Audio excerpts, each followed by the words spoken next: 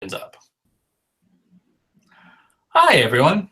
This is Chuck Henry. I'm the host here at Northern New York Library Network. A couple of little technical things before we get started. One, after the presentation, I'll be emailing you a survey link. Please take a moment and look at the survey. And sorry, I got some feedback.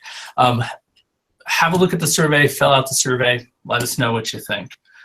Two, if you are looking at the presentation right now and it seems a little fuzzy to you, if you hover over the bottom right-hand corner, there should be a little gear icon. And in that gear icon, there should be something about quality. And you should be able to increase your picture quality upwards. Auto, for whatever reason, on some people's machines, presents very poorly. So crank it up to full resolution so you can see what's going on. With that said, I would like to pass over the presentation to Denise Garofalo. Take it away, Denise. Hi, folks. I'm Denise Garofalo. I'm here. That's okay. I'm here from the lovely city of Newburgh, New York, to talk to you about RDA. Just to give you a little background, I am the cataloger and systems librarian at Mount St. Mary College down here in Newburgh. I've been doing cataloging and technology things for longer than I care to admit. And I've done a lot of workshops and webinars on RDA. And today this presentation is aimed at folks who may not be catalogers. Catalogers are certainly welcome, of course, but it's just to talk a little bit about RDA and why the OPAC may look a little different to you today. The general overview of what I hope to accomplish is a little background on RDA, the effects of RDA on public services and the changes in the OPAC that you may see with RDA. I have some exercises where you'll get to use your brain and apply the new RDA info into some real-life catalog records. And then if there's any questions, we'll try to address them at the wrap-up. Also, you should have received 2 handouts in email. One entitled "It Might Be RDA If," which gives you some hints about how to identify RDA records. And the other one was RDA, just a little background and a diagram on it. So that's our overview, and we'll continue on from there. So what is RDA?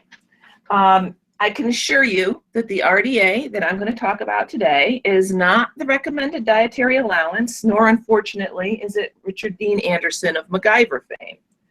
But instead, the RDA that I'm going to talk to you about is the library world's RDA, which stands for Resource Description and Access. And I don't know if you realize this, but those are 3 very powerful letters, because they have inspired fear and trepidation across the library world.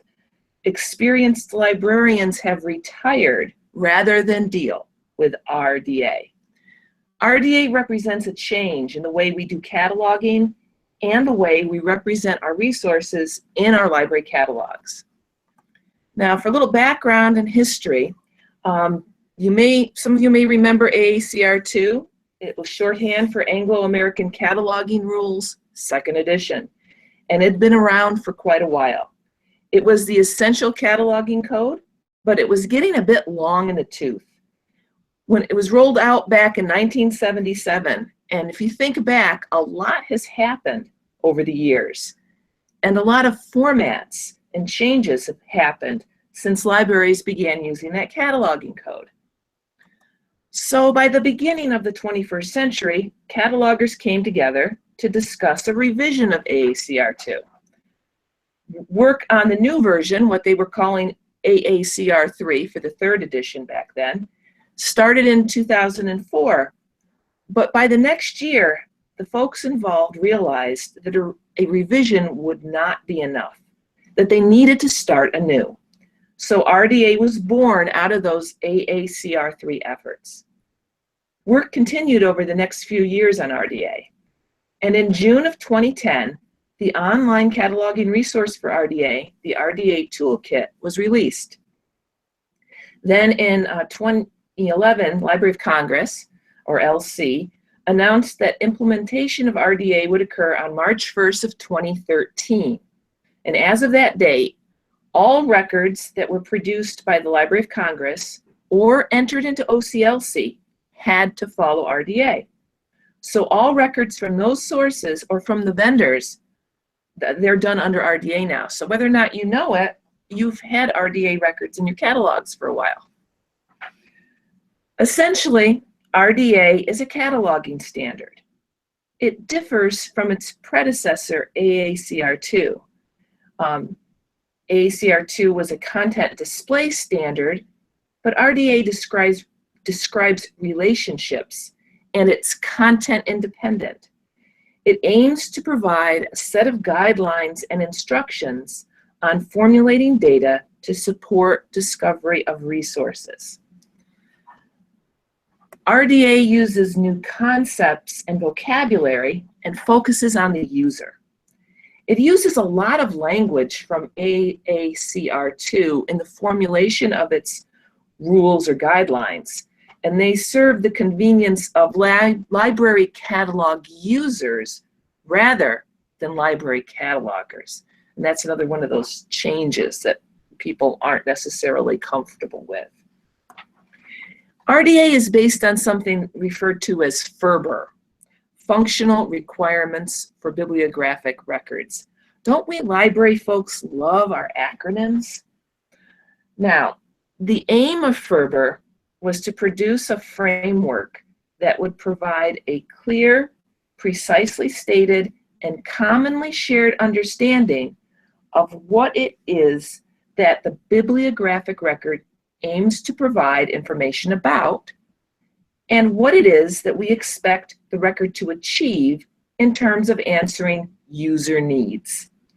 And this is based on what user tasks were identified. And this isn't anything new. It's what library users have been doing all along. But if you wanted to sum them up, they decided that there were 4 essential user tasks.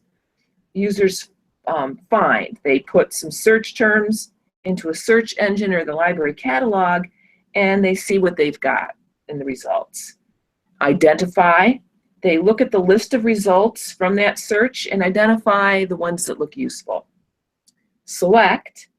The user selects the form they want. Maybe they want to look at video, maybe they want an ebook, whatever. And then obtain. The user clicks a link, jots down a call number, goes to the shelves, and gets the resource. One of the key aspects of FRBR is the importance for this bibliographic information, the information in our catalog records, to answer user needs. And based on those needs, they came up with these 4 key concepts that are the basis of FRBR. Something called the work, the expression, the manifestation, and the item. And in order to get a better overview of RDA, we're going to have to step in the FRBR world very briefly. And when we do that, let's think of Gone with the Wind. I think everybody is kind of familiar with Gone with the Wind. So with FRBR, if we're thinking about the concept of the work with Gone with the Wind, the author or creator imagines, develops, and creates a work. So with Margaret Mitchell, it was the idea for a story about the Civil War. The next is the expression. The work is realized by the expression. It's that intellectual expression of the intellectual effort. So they also say that the expression is the embodiment of the work. It might be the author's original manuscript or a translation. For instance, this original work is published in English as a book. It's subsequently translated into a number of different expressions, including French and Japanese translations. Next, expressions are embodied in a manifestation. The manifestation is the collection that encompasses all of the items that were produced. So that's the various editions of the book, the video, the audiobook, the DVD, and so on. All of those are considered manifestations. Then, last but not least, we have item. And the item is the object that we can hold and observe. They say the manifestation is exemplified by a single item. And that's what the library acquires, and that's what appears in the catalog. So another way to look at these 4 concepts is through kind of a flow chart. So first we have the work. That's on the left-hand side. That's the original intellectual or artistic idea. And then it's realized through the expression as we travel from left to right. And the manifestations, which is everything that's produced, the books, the ebooks, the DVDs, and all of that. And then finally the items, those are what we have sitting in our collection.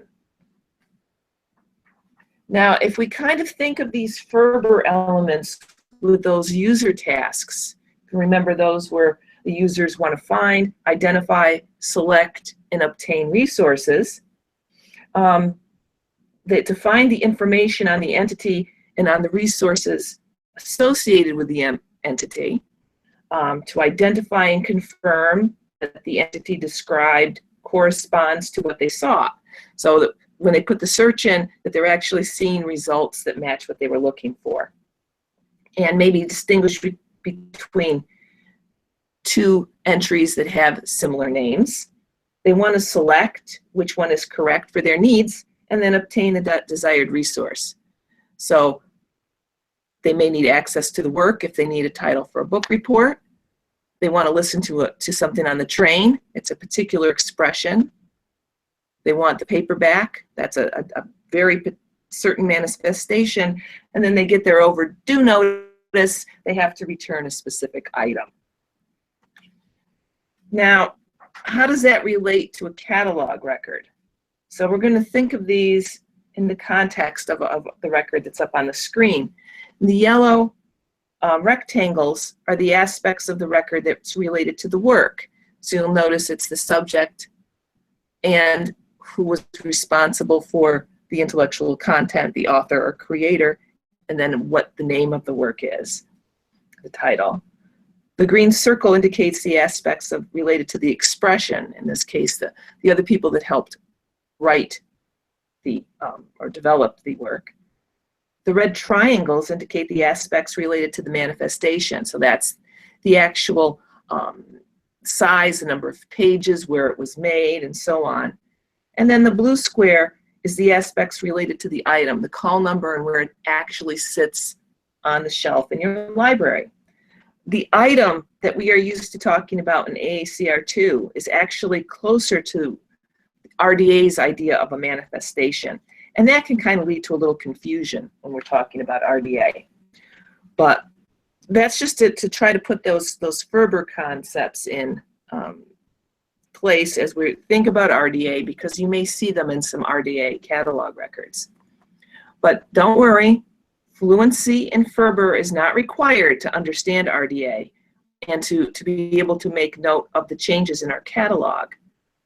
But more having an awareness that cataloging focuses on more than just who wrote the book is helpful. The relationship between the creator and the work, the expression, manifestation, and item are foundational to the use of RDA today. The essential element about FRBR is its focus on the importance for the bibliographic information in our catalogs to answer those user needs. Okay, stepping away from FRBR and back to the main topic, RDA, and why anyone who doesn't catalog might want to care about it. So why RDA? Well, one main reason is because our catalogs don't look like this anymore. They look a little more like this. And also, the materials that we have in our libraries are no longer just mostly books with some other extra stuff added in. Our collections at our libraries today contain books and DVDs and streaming media and ebooks and gaming consoles and so much more. RDA focuses on core elements to assist our users in performing tasks. Remember, to find the resources that correspond to their stated criteria, to identify and confirm that the resource corresponds to what they were seeking, or maybe to distinguish between resources with similar characteristics, to select the resource that's appropriate to their needs, and to obtain a acquire or access the desired resource.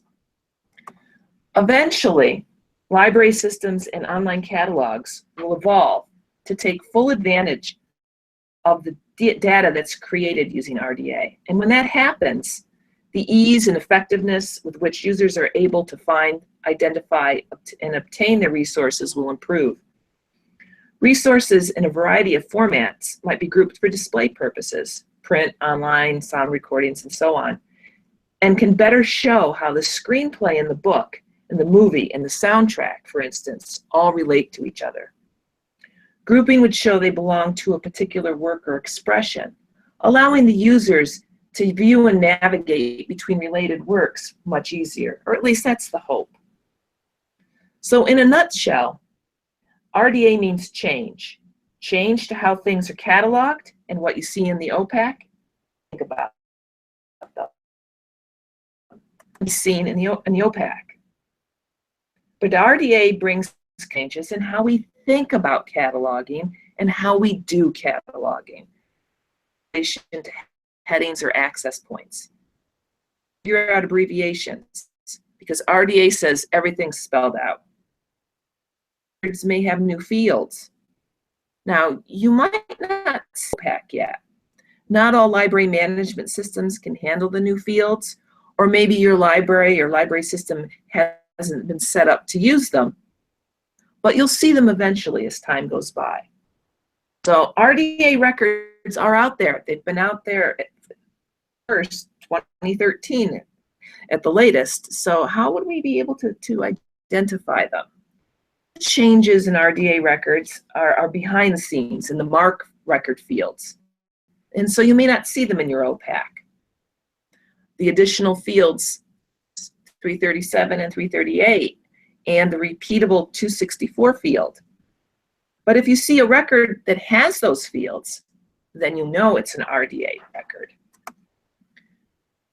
One of the more obvious hints that a record is an RDA record, abbreviations in Latin terminology. So if you may have figured out all of these, but our users no longer have to figure out what these Latin abbreviations stand for. The physical description of a log is the most likely place to note changes, mostly because that's one of the places we seem to have used abbreviations. Here's a more exhaustive list of the no more abbreviations part of RDA. All can agree that leaving abbreviations is a positive change for our library users. Other tips that you can use to spot RDA records. If you look at the MARC record display and notice the 040 field has a subfield E with RDA in it, you have an RDA record. Catalog displays a record with a 336, 337, 338 fields. It's RDA. If you no longer see the general material designation, or GMD, in the title field, be something like video recording, sound recording, online resource, then your record is RDA because there is no general material designator according to the RDA guidelines.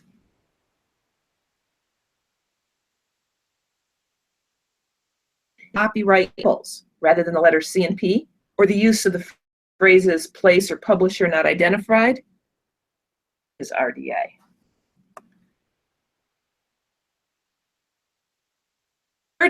What you find, not as you think it should be.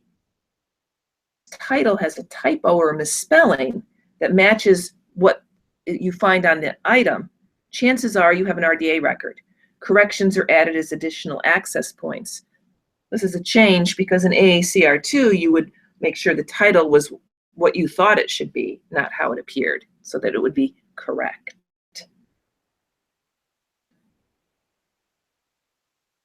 Changes you use cataloging functions and records. Whereas before we said author, don't expect people to stop using the old terminology overnight though. It's going to take time for us all to get used to the changes. But given the non-book-centric focus of RDA, moving from the term author to the term creator seems a better fit, especially given the different formats library materials can take.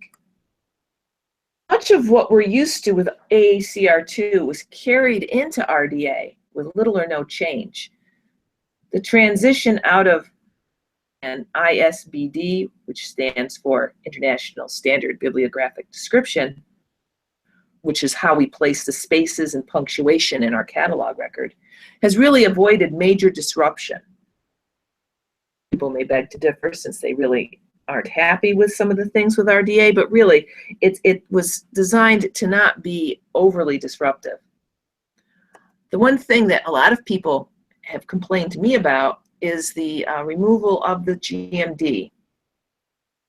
It's been replaced, though, by 3 new fields, which stands for content, the form of communication through which the work is expressed. 337, or media, the type of mediation device required to view, play, run the resource.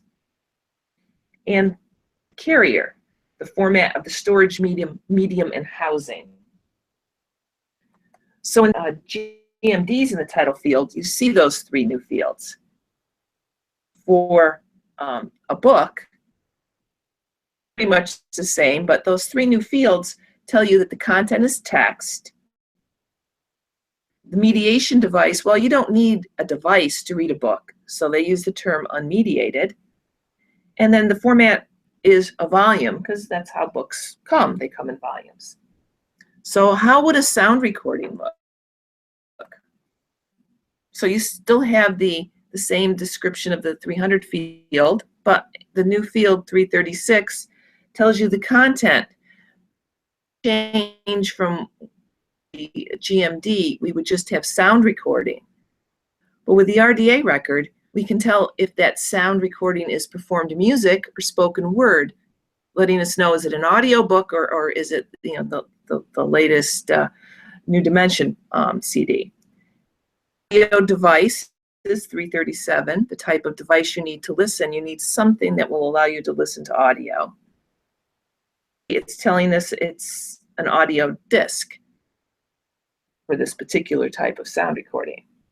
So what about DVDs? Well, here's what it would look like. The 336 tells you it's a 2-dimensional moving image. Type of device, 337, a video device, and 338, that this particular DVD is a video disc. How about ebooks? Regular book, the content is text, but in this case, you need a computing device to read an ebook. Carrier, the format is an online resource, the 338 field. Here's an example if you had a book that had a CD-ROM that went along with it. You'll notice that we have repeatable 336 because we have one for each that this particular title, one for the book and one for what's on the CD. You have the text or the pictures, that it's unmediated or a computing device for the CD-ROM. The book is a volume and the CD-ROM is a computer disk. So even if someone is talking about a 2 or even 3-dimensional moving image, all that means is they're talking about a movie. Other changes are to the publication information. A record can have a repeatable 264 field because the 260 field is no more. The publication, distribution, manufacturer, and copyright date information. Though for most materials in most libraries, you're just going to have that before. That's the most common. And speaking of dates, and how you will see the dates represented in the catalog. There's no more abbreviations in RDA, so you're not going to see date-related abbreviations. Things are spelled out. Our users don't have to guess what it means. We tell them right there in the catalog record. Terminology changes can also be found in physical description. In the substitution of the term audio for sound, the group that worked on RDA felt that audio was a more accurate word to use, so that's the change that they made with aspect. And no abbreviations, so your physical description abbreviations are spelled out. And you know, I know people could probably figure out that P meant pages and V meant volume, but it's better for our users, just spell it out. There's no confusion that way. RDA implementation has also resulted in some changes to subject and name headings or access points. And spelled out, names are qualified by profession or occupation. You probably see this more often with movies, where you'll see in the added access points, they indicate if the person is the actor or the director or the producer. Another change that they've made is with the Bible. They spell out the word Old Testament rather than use OT as they did it under AACR2, or NT for New Testament, also spelled out. So that was a rough overview of RDA changes.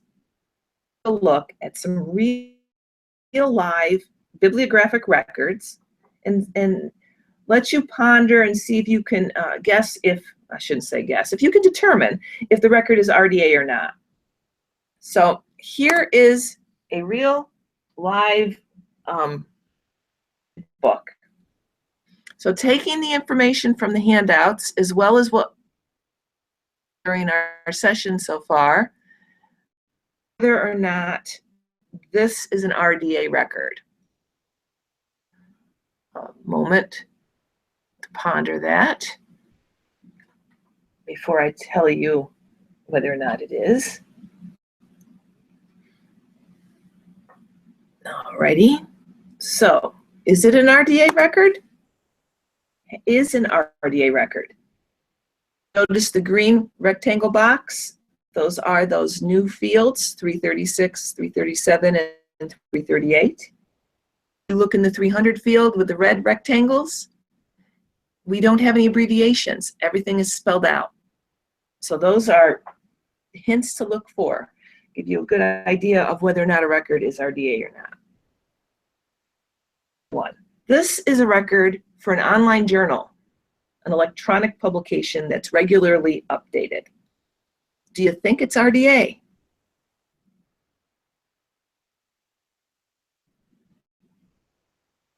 Well, there's not as much information displayed. It's a much shorter record.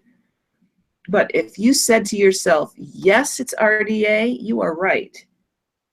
First off, it's an online journal. Normally it would have a general material designator in the title field. It's not there. And the green rectangle shows the 336, 337, and 338 fields that are new with RDA. So, good job. Here's another one. Do you think this is an RDA record? Give you guys a bit.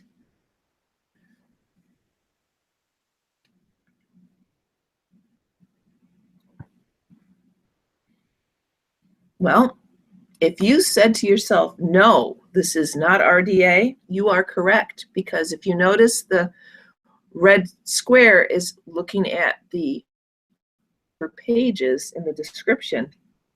RDA does not use abbreviations, so it is not an RDA record. And if you were to look at the mark display, you'll notice that there is not a subfield E in the 040 field, RDA. So again, another indicator that this record was not RDA. Here's a different OPAC view, a different record, and the question is the same. Do you think this is an RDA record?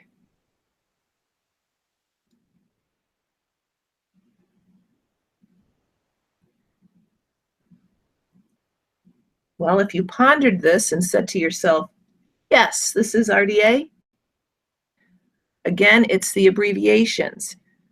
Things are all spelled out in the description field with no abbreviation.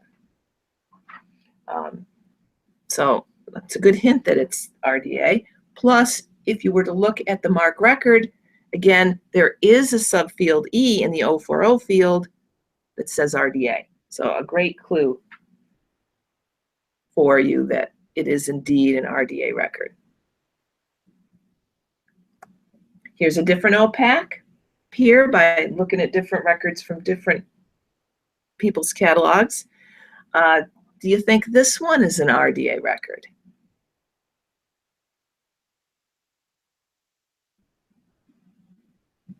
I'm hoping I've got you warmed up.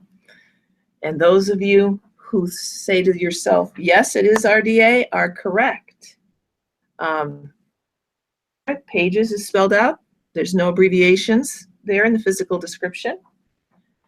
And if we look in the OPAC, in the MARC record rather than the OPAC view, the 040 has a subfield E that says RDA, but it also has the 336 and 338 fields.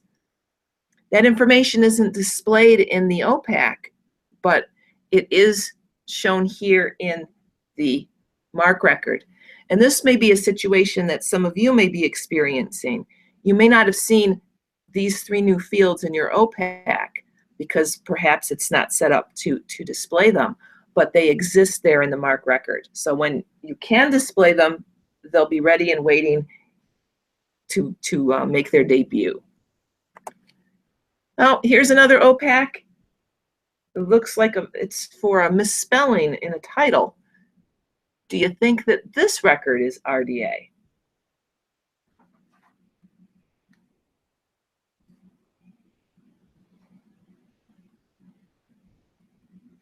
Well, if you said to yourself, yes, that is RDA, you are right.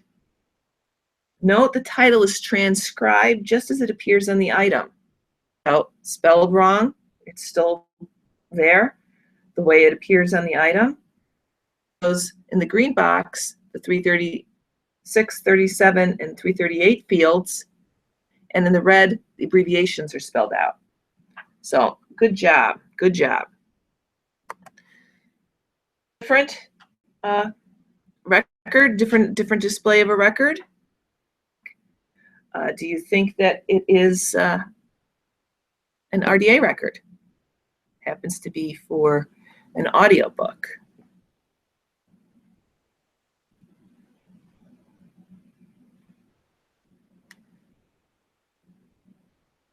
Well, it is RDA. If you notice, what the red arrow is pointing to the title field, and we don't see the general material designator of sound recording displayed there at all.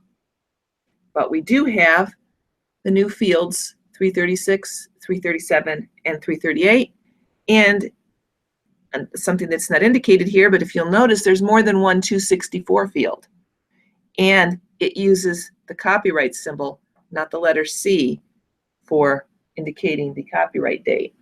So yes, it is RDA. Here's another non-musical sound recording from the same catalog. Do you think that it's RDA?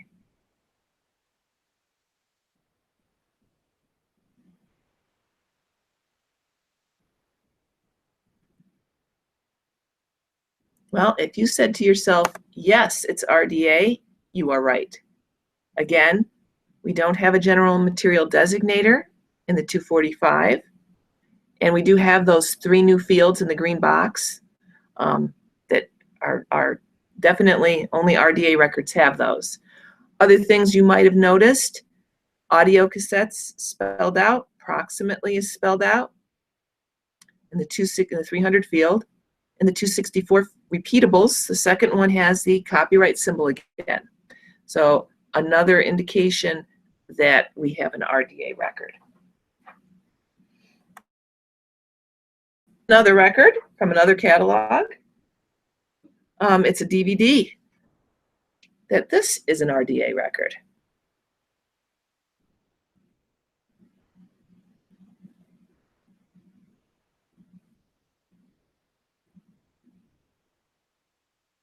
Well, if you said to yourself, I think it's RDA, you would be right. Red rectangle, we have no abbreviations in the description, and the green box is indicating what would be the RDA fields 336, 337, and 338. In this catalog, they don't have any, you see on the side for note and performer, they don't have anything there, but they do have the data displaying. So that's an indication. And also another thing that you could look at, up under imprint at the top of the screen, we have that place of publication not identified, publisher not identified phrases, whereas before we would have seen Latin S period, N period, S period, L period, but instead we have these phrases spelled out. So those are other indicators that it's an RDA record. And if we look at the MARC record, again, we have an 040 field, subfield E, and then in the green is all of the other things that would indicate that it's 36 is 337, 338, and some other fields in there that might be an RDA record. So you can now take a deep breath, trying to apply your RDA knowledge to records in people's catalogs. So you can just sit back and listen and not have to apply any of that stuff anymore. We're going to talk a little bit about the future. What will the future catalogs in RDA? Now, there's a lot of excited talk in the library world about linked data. And when they talk about linked data, they're talking about library metadata.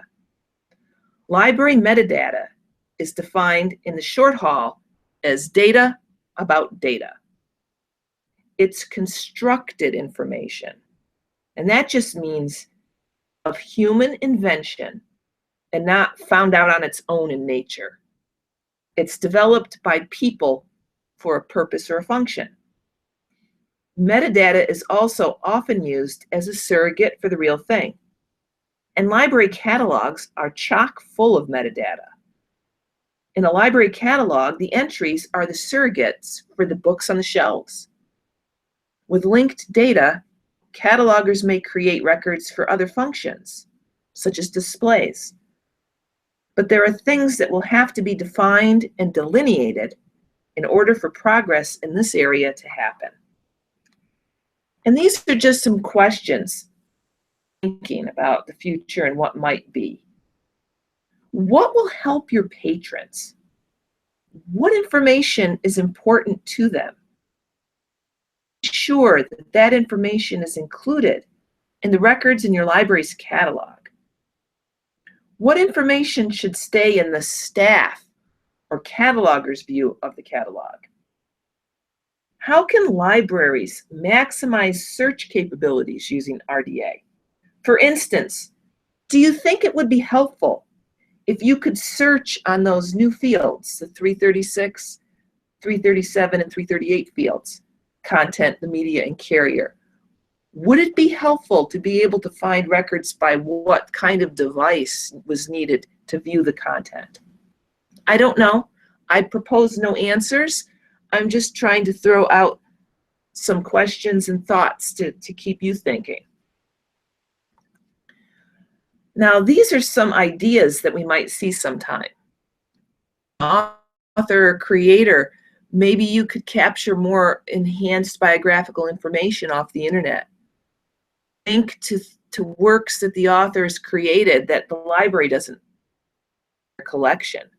Or maybe as the library, you could contribute information to something on the web about, would you like to be able to capture more descriptive information about the content of the work? Some of this is done enhancements to your catalog, say for table of contents or maybe book jacket covers. That's a part of maybe there'd be more that you could link to. Maybe there'd be little videos or something. Would you like to link out to resources that were related or based on the work so that you could kind of link everything that was related to the work, whether it was a movie, an adaptation, a play?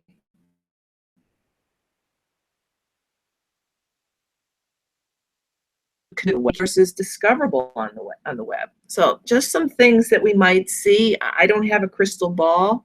I can't tell what may or may not happen, but just to keep us thinking. Another thing that's happening in the future is they're changing subject headings or subject access points, but this stuff comes slowly. Inverted headings like body, human, they're going to eventually disappear. Antiquated terms are being updated, so no more cookery. Eventually it will all be cooking. So things are changing again with the user in mind. It makes more sense to make these changes. So wanting to make sure that if there were any questions, we had some time. So we have covered a lot of ground. We went over the background and the history of RDA, talked about a dash of FRBR. RDA impacts the cataloging, the catalog. We examined some RDA records in the wild, where you tried to apply the information in the sheets to what was displayed on the screen. And I touched a bit on what might be heading our way in the future. So, if there's any questions. I'm going to interject for just a sec. If folks have questions and they'd like to type them in, the chat feature is enabled. I don't believe that Denise can see that, but I'd be happy to read those questions out. Also, if you have a microphone connected and you're willing to ask your question live, I can patch you in. The best way for you to indicate that you have a question and you're willing to talk to us is to just raise your hand using the raise your hand feature to the left-hand side in the toolbar. So I leave it open. If there's questions you'd like to type, go ahead and type them in the chat. If not, raise your hand. We'll give you and while you're considering whether or not you want to venture and ask questions, I'm more than happy to try to answer them. I do want to share with you the sources that I used in putting this together. There's a lot of good resources here if you want to find out more. My PowerPoint will be available online, and the link is going to come up soon. You can visit any of these, and there's my contact information if perchance you feel too shy to ask a question here. You can certainly email me. And I do have an RDA library guide up that you're more than welcome to take a peek at. There's a lot of good information there, and I'm hoping that we're going to have some questions. Don't be shy. All right, Denise, I have a question from Nancy, or a statement, I guess. It says, you indicated that the RDA records did not have 260 fields, but some of your records showed 260s, even though they were RDA. Oh, I'm so glad someone saw that. Yes, some of the records I pulled were kind of a hybrid RDA, where people were picking and choosing what pieces of RDA they were willing to actually put in their catalog. And I know that some people are continuing to do that. It's really not the way we should be doing things, but some people say, I have non-RDA records in my catalog from before March 1st, 2013. So if I want to have a blend, it's my catalog. And RDA is more of guidelines rather than rules, but really for thinking along the future, people should follow the guideline and not use the 260 and use the 264. But you were very sharp-eyed, Nancy. I'm glad someone saw that. Thank you. Great. We have another one from Kim. She asks, can different kinds of players, and that's in quotes, be distinguished, such as Blu-ray versus DVD, I guess? Oh, okay. Yes, actually, that kind of information would be put up in the notes field. Off the top of my head, I believe it's the 538 field, where you can indicate that it's a Blu-ray, for instance, or a regular DVD. The 337 field is more general, just telling you what kind of device, but having the information in front of me, I believe there may also be a subfield in that where you can be more specific, but without having my materials available to check, I wouldn't be able to say for sure. Sorry. Question?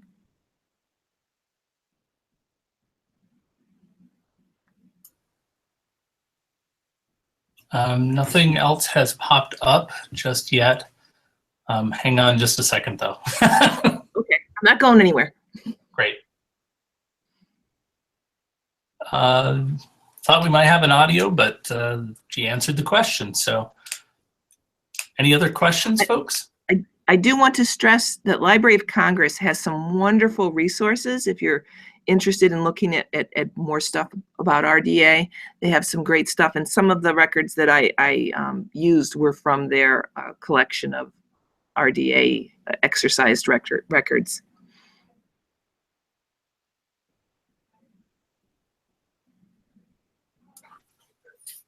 All right, another question from Kim. Kim asks, why would you put in two 264 fields?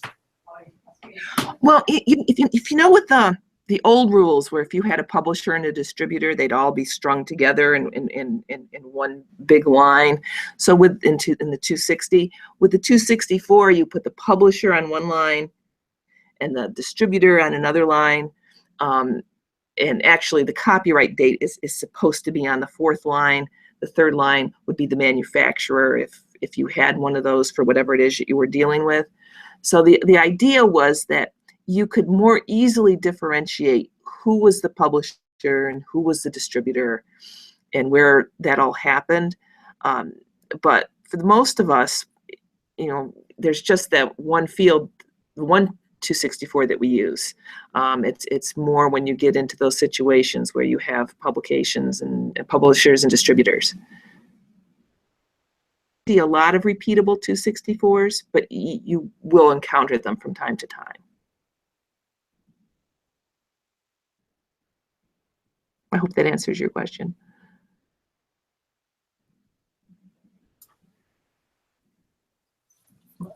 Any other questions, folks?